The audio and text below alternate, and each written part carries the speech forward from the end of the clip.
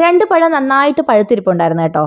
അത് പിന്നെ എടുത്ത് കളയണ്ടല്ലോ, കുറച്ച് ചോക്ലേറ്റ് കൂടെ ഒക്കെ ചേർത്തൊരു കേക്ക് ആക്കാന്ന് വെച്ച്. അങ്ങനെ പഴം നന്നായിട്ട് മിക്സിയുടെ ജാറിലിട്ട് അരച്ചെടുത്ത് ഇനി തൻ്റെ 1 കപ്പ് മൈദ, 1/2 cup cocoa powder, 1 teaspoon baking soda ആവശ്യത്തിനൊപ്പം ഇത് മിക്സ് ചെയ്തൊന്ന് മാറ്റി വയ്ക്കാം. അതിനുശേഷം ഒരു പാത്രത്തിലോട്ട് ഒരു മുട്ട പൊട്ടിച്ചൊഴിച്ച് കൊടുക്കാം. 1/2 കപ്പ് പൊടിച്ച പഞ്ചസാര, 1 ടീസ്പൂൺ വാനില എസൻസ് ഇതും കൂടെ ചേർത്തൊന്ന് മിക്സ് ചെയ്ത് വെക്കാം. ഇനി തൻ്റെ 1/4 കപ്പ് സൺഫ്ലവർ ഓയിൽ അതുകൂടെ ചേർത്ത് നമുക്ക് മിക്സ് ചെയ്യാം. പിന്നെന്താ, പഴുത്ത പഴം അരച്ച് വെച്ചിട്ടുണ്ടായിരുന്നല്ലോ, ഒന്ന് ചേർത്ത് അതും കൂടെ മിക്സ് ചെയ്ത് കൊടുക്കുന്നുണ്ട്. ഇനി നേരത്തെ മാറ്റി വെച്ച മിക്സ് അതിലോട്ട് ഇട്ട് കൊടുത്ത് വീണ്ടും മിക്സ് ചെയ്തെടുക്കാം. മിക്സിയിലാണ് കേട്ടോ ഇതിൻ്റെ മെയിനായിട്ടുള്ള കാര്യം. പിന്നെ തൻ്റെ 1/4 കപ്പ് പാല് ഗ്രേറ്റ് ചെയ്തല്ല കട്ട് ചെയ്ത് വെച്ചിട്ടുണ്ടായിരുന്ന ചോക്ലേറ്റ് എല്ലാം കൂടെ ഒന്ന് മിക്സ് ചെയ്ത് 1/2 ടീസ്പൂൺ വിനാഗിരിയും കൂടെ ചേർത്ത് മിക്സ് ചെയ്ത ശേഷം നമുക്കൊരു ബേക്കിംഗ് ട്രേയിലോട്ട് ഒഴിച്ചു കൊടുക്കാം. അപ്പോൾ ഈ ഒരു ട്രേ ആണ് കേട്ടോ എടുത്തിട്ടുള്ളത്. ഇതിനകത്ത് നമ്മുടെ മിക്സ് ഒഴിച്ചു കൊടുത്തിട്ടുണ്ട്. ഇനി നമുക്ക് കുറച്ച് ചോക്കോ ചിപ്സ് ഇട്ട് കൊടുക്കാം. എൻ്റെ കയ്യിൽ കുറച്ച് അധികം ചോക്കോ ചിപ്സ് ഉണ്ടായതുകൊണ്ട് ഞാൻ കുറച്ചധികം ഇട്ട് കൊടുത്ത്. അപ്പോൾ നമ്മുടെ കേക്ക് ഇവിടെ റെഡിയായി. ഇനി ഇതൊരു പാത്രത്തിലോട്ട് മാറ്റി കൊടുക്കാം കേട്ടോ.